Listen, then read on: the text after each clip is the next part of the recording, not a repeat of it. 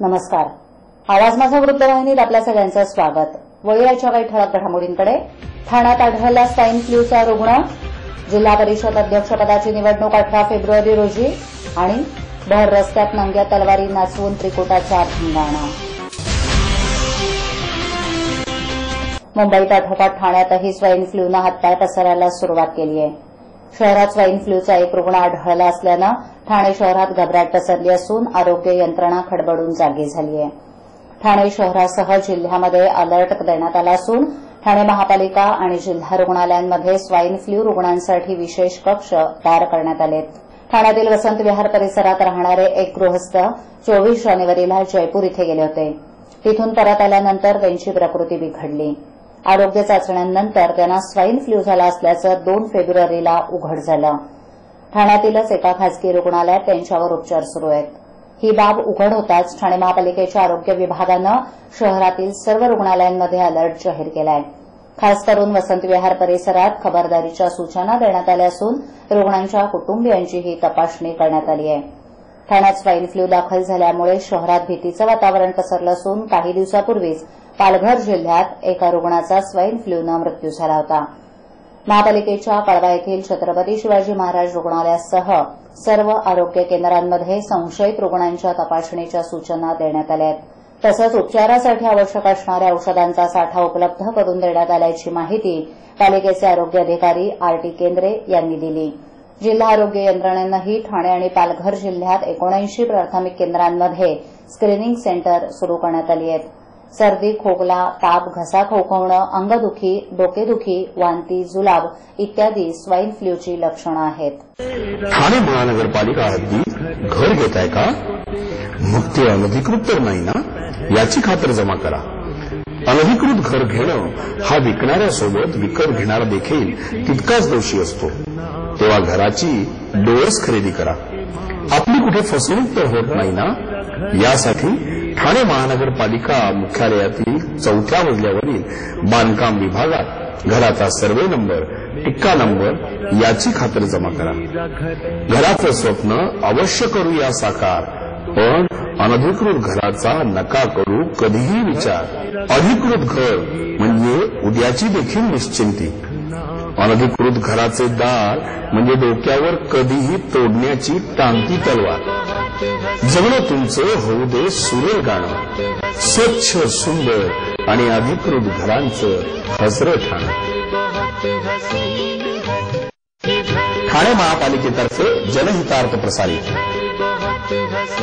पालघर जिल्हा परिषद अध्यक्षपदाची निवडणूक 18 फेब्रुवारी रोजी तर 8 पंचायत समितींच्या सभापतीपदांच्या निवडणुका 16 फेब्रुवारी रोजी होणार असल्याचं निवडणूक आयोगानं जाहीर केलं आहे. जिल्हा परिषदेच्या पहिल्या अध्यक्षपदाचा मान अनुसूचित जमातीच्या महिलेला मिळण्याची शक्यता आहे.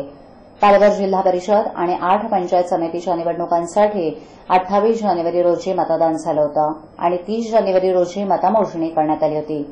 पालघर हा आदिवासी बहुल जिल्हा असून जिल्ह्याची एकूण लोकसंख्या 16,24,000 आहे. त्यापैकी 10,36,000 म्हणजे सुमारे 64% आदिवासी लोकसंख्या आहे. त्यामुळे जिल्हा परिषदेच्या अध्यक्षपदासाठी अनुसूचित जमातीचं आरक्षण राहणार आहे. त्यातही महिलेस ते मिळण्याची शक्यता आहे. वृक्षतोडीच्या गुन्ह्याचे चार्जशीट लवकर दाखल करून कागदपत्रात मदत करण्यासाठी 1.5 लाख स्वीकारणाऱ्या ठाण्यातील वनपालाला ठाणे लाचलुचपत विरोधी पथकानं शुक्रवारी संध्याकाळी रंगेहाथ अटक केली. महादेव नाथन शिंगाडे असं त्याचं नाव आहे. प्रादेशिक वन कार्यालय मुंबई विभागाचे ठाण्यातील 3 हातनाका इथे वन कार्यालय आहे. इथे शिंगाडे हे वनपाल असून काही दिवसांपूर्वी एका व्यक्तीला वृक्षतोडीच्या गुन्ह्यात अटक करण्यात आली होती. त्यांना जामीन मिळाल्यावर या गुन्ह्याची चार्जशीट लवकर दाखल करून गुन्ह्यातील कागदपत्रात मदत करण्यासाठी शिंगाडे यांनी तक्रारदाराकडे 1.5 लाखाची मागणी केली होती. त्यानुसार शुक्रवारी संध्याकाळी 4 वाजण्याच्या सुमारास वन कार्यालयानजीकच्या हॉटेलमध्ये 1.5 लाख रुपयांची लाच घेताना लाचलुचपत विरोधी पथकाचे उपाधीक्षक संजय मोहिते यांच्या पथकानं त्यांच्या मुसक्या आवळल्या. बाबा उद्या फी भरावीच लागणार. पैसे पाठवू कसे? सोपं आहे. टीजेएसबी मध्ये खातं आहे? हो आहे. गुड. एटीएम कार्ड आहे? मग पैसे इथल्या शाखेत टाका आणि त्याला कुठल्याही एटीएम मधनं काढायला सांगा. बँक नेटवर्कच्या कुठल्याही एटीएम मध्ये तुम्ही टीजेएसबीचे एटीएम कार्ड वापरू शकता. बाबा पैसे मिळाले. आता बँकिंग इज नो टेन्शन यार. कळवा येथील छत्रपती शिवाजी महाराज रुग्णालयातल्या सुरक्षेसाठी सीसीटीव्ही कॅमेरे बसवण्याचा निर्णय महापालिकेनं घेतला असून या प्रस्तावाच्या निविदा प्रक्रिया अंतिम टप्प्यात सुरू आहेत. गेल्या काही वर्षांपासून रुग्णालयात सुरू असलेल्या रामभरोसे कारभाराला कॅमेऱ्याच्या योजनेमुळे लगाम बसणार असून रुग्णालयाच्या सुरक्षा व्यवस्था ही चोख ठेवण्यासाठी विशेष मदत होणार आहे. ठाणे महापालिकेचं कळवा परिसरात छत्रपती शिवाजी महाराज रुग्णालयात माफक दरात आरोग्य सुविधा पुरवण्यात येतात. यामुळे रुग्णालयात ठाणे, कळवा तसंच जिल्ह्यातील ग्रामीण भागातून रुग्ण उपचारासाठी येत असतात. मात्र गेल्या काही वर्षांपासून रुग्णालयाचा कारभार रामभरोसे सुरू असून रुग्णालयातील डॉक्टर आणि कर्मचाऱ्यांच्या मनमानी कारभाराविरोधात अनेकदा तक्रारी पुढे आल्या आहेत.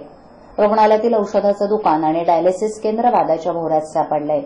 खासगी संस्थेमार्फत डायलिसिस केंद्रात जास्त पैसे आकारण्यात येत असल्याचा आरोप नगरसेवकांनी अनेकदा केला असून रुग्णालयाच्या रामभरोसे कारभारावरून अनेकदा महापालिकेची सर्वसाधारण तसंच स्थायी समितीच्या सभेत चर्चा झाली आहे. या चर्चेदरम्यान रुग्णालय प्रशासनाला धारेवरही धरण्यात आले. अल्पवयीन मुलीचा भर रस्त्यात विनयभंग करणाऱ्या तरुणाला स्थानिकांनी जाब विचारल्यानं त्रिकुटानं चक्क नंग्या तलवारी नाचवून धिंगाणा घातल्याची गंभीर घटना शुक्रवारी दुपारी घोडबंदर रोडवरील डोंगरी पाड्यात घडली. यात एक जण किरकोळरित्या जखमी झाला असून एकावर हल्ल्याचा प्रयत्नही झाला. या प्रकरणी कासारवडोली पोलिसांनी 3 तरुणांना अटक केली आहे. अवतार सिंग, हरभजन सिंग, जसबीर सिंग, कुलवंत सिंग आणि मंगलजीत सिंग, बलविंदर सिंग अशी अटक तरुणांची नावं असून तिघेही डोंगरी पाड्यातील रहिवासी आहेत. शुक्रवारी दुपारी 2 वाजण्याच्या सुमारास याच परिसरातील एका खासगी शाळेतील मुलगी घरी परतत असताना वरील त्रिकुटांपैकी एकानं भर रस्त्यातच तिच्याशी अश्लील कृत्य केलं. अचानक घडलेल्या या प्रकारानं पीडित मुलीनं आरडाओरडा केल्यानं जमाव जमून त्या रोड रोमिओना जाब विचारला. त्यानं तात्काळ आपल्या इतर 2 साथीदारांना घटनास्थळी बोलवून रस्त्यातच तलवारी उपसून जमावावर चाल केली. तब्बल अर्धा तास हा थरार सुरू असल्यानं रहिवाशांमध्ये घबराट पसरली होती.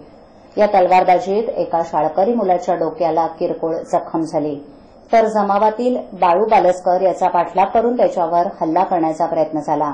अखेर घटनास्थळी आलेल्या पोलिसांनी त्रिकुटाला जेरबंद केलं अशी माहिती प्रत्यक्षदर्शींनी दिली.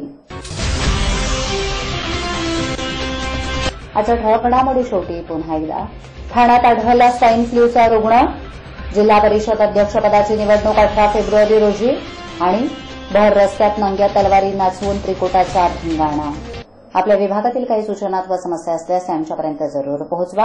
आम्ही तुमचा आवाज नागरिकांपर्यंत नक्की पोहोचवू. आम्हाला संपर्क करण्यासाठी आमचा पत्ता आवाज माझा 103 सायलेक आदर्श नगर समोर कोलवाड रोड ठाणे पश्चिम.